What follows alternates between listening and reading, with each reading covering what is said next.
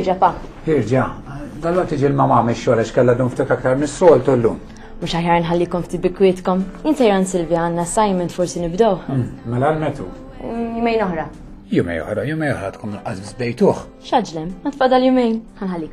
Lezzjoni u selli għal mama. Kun imbirka. Dawn iż-żgħażagħ tal-lum ukoll. Għandhom assignment tal-jumej oħra dawn qasbis bdejh. U rajt lili. Kieku noqgħod bi kwieri jien.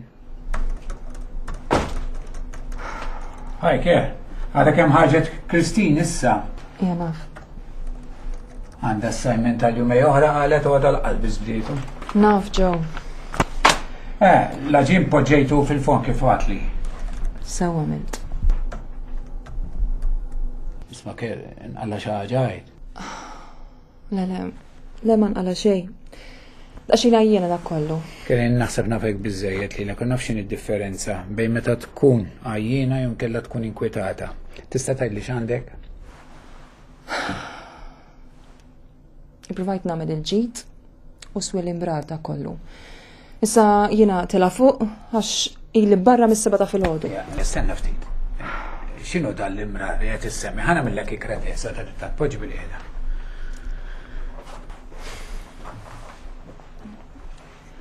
U għax dan l-uffiċċju.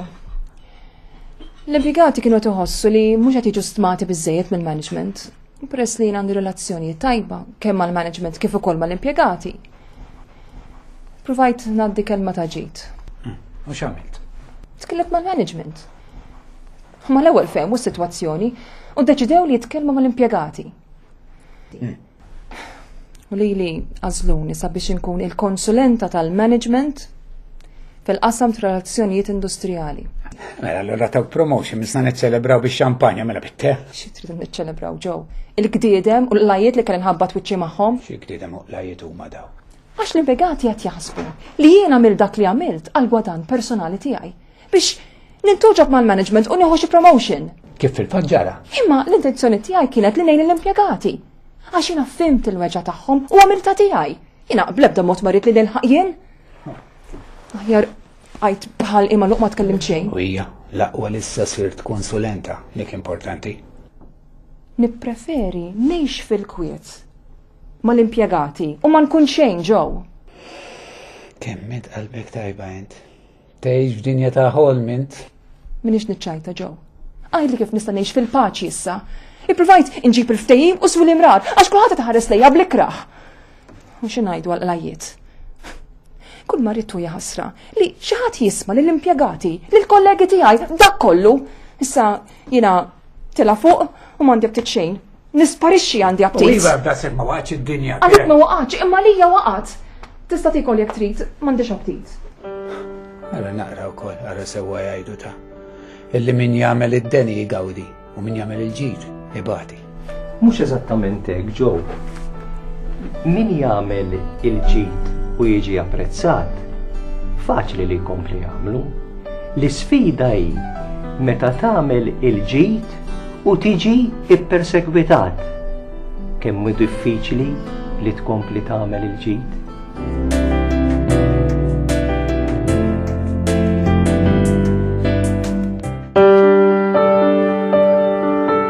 Mill-Evanġelu ta' San Mattew. Kif ra l-folol Ġesu tala fuq il-muntanja għad bil-qiegħda u resqu lejh id-dixxipli tiegħu. Fetaħ fommu qabad jallimhom u jgħid: Ħenjin il-foqra fl-ispirtu għax tagħhom hija s-saltna ta' smawiet. Ħenjin l-imnikta għax huma jkunu mfarġa. Ħenjin ta' qalbhom ħelwa għax huma jkollhom bwirthom l-art. Ħenjin dawk li huma bil-ġuħolaġġ tal-ġustizzja għax huma jkunu mxebbejn. Ħenjin dawk li jħennu għax huma jsibu ħniena. Ħenjin dawk li huma safja f'qalbhom għax huma jaraw l-Alla. Ħenjin dawk li jġibu l-paċi għax huma jissejħuli Alla. Ħenjin dawk li huma persegwitati minħabba s-sewwa għax tagħhom hija s-saltna ta' smawiet. Ħenjin intom meta jajrukom u jippersegwitawkom u jaqilgħu kull xorta ta' ħażen u gideb kontra tagħkom minħabba fija. Ifirħu u tennew għax ħlaskom kbir fis-smawiet. Hekk kienu jippersegwitawhom lil profeti li kienu qabilkom.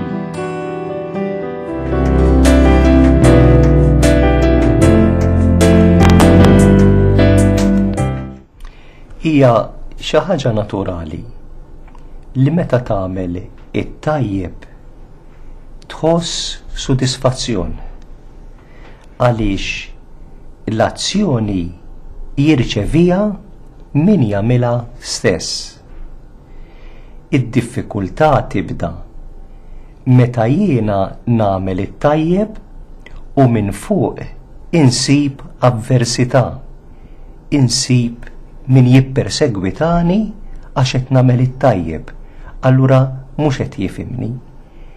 Ir-reazzjoni istintiva li tiġini f'dan il-momentu mela ma nagħmel xejn, mela nieqaf nagħmel it-tajjeb. Imma ja ħasra Alla ħares fid-dinja min isib ftit avversità għax jagħmel it-tajjeb jieqaf għaliex kieku d-dinja tmur lura. U ħanati eżempju wieħed jiena, il-ġenituri. Dejjem jiġu apprezzati min uliedhom għat-tajjeb li jagħmlu. Ħafna drabi uliedhom stess ma jifhmuhomx għax jikkoreġuhom, għax kultant jgħidu xi naqra magħhom, għax ma jtuhomx dak li jkunu jridu. Imma l-ġenituri ma jiqfux jagħmlu it-tajjeb ma' wliedhom għal ġid ta' wliedhom stess. Fid-dinja għandna bżonn ħafna u ħafna nies biex id-dinja tagħna tisbieħ illi minkejja l-avversità, minkejja l-persekuzzjoni, minkejja li ma jiġux mifhuma u apprezzati, jibqgħu jagħmlu t-tajjeb għal ġid ta' kulħadd.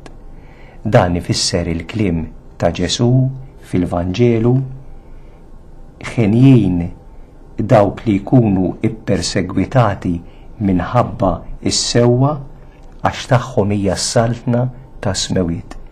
U jinsisti u jgħid: ħenjin intom meta jgħirukom u jippersegwitawkom u jgħidu kull deni fuqkom bil-gideb minħabba fija minn fuq li tagħmlu t-tajjeb għax ħlaskom ikun kbir fis-smewiet.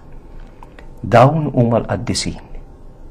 Dawk illi jilqgħu l-isfida li avvolja huma ikunu persegwitati ma jiġux mifhuma jibqgħu jagħmlu t-tajjeb.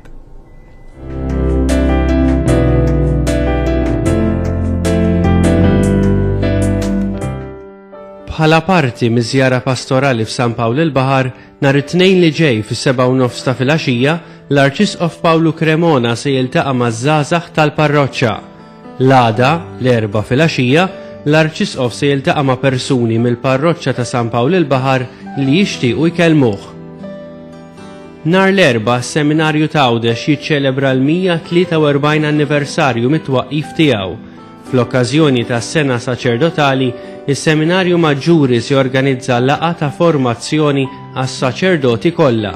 Din il-laqgħa se ssir nhar is-Sibt 7 ta' Novembru fid-9 ta' filgħodu fis-Seminarju ir-Raba' ta' Għawdex. Bħala parti miċ-ċelebrazzjoni tal-Kungress Ewkaristiku Djoċeżan ta' Għawdex, nhar il-ġimgħa fis-7 ta' filgħaxija l-Isqof Mario Grek se jmexxi katekeżi fis-Santwarju Madonna ta' Pinu. Bħallum ġimgħa fil-5:15 ta' wara nofsinhar, l-Arċisqof Pawlu Cremona se jiċċelebra qudiesa fil-ftuħ ta' żjara pastorali fil-parroċċa ta' Żejtun. Nhar il-Ħadd li ġej il-Knisja tiċċelebra l-festa tal-qaddisin kollha.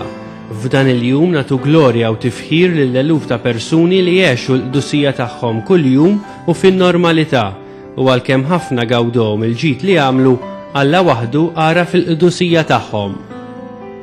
Għal aktar informazzjoni dwar dak li qed jiġri fil-Knisja, żur is-sit www.maltadiocese.org u ħalli l-kummenti tiegħek.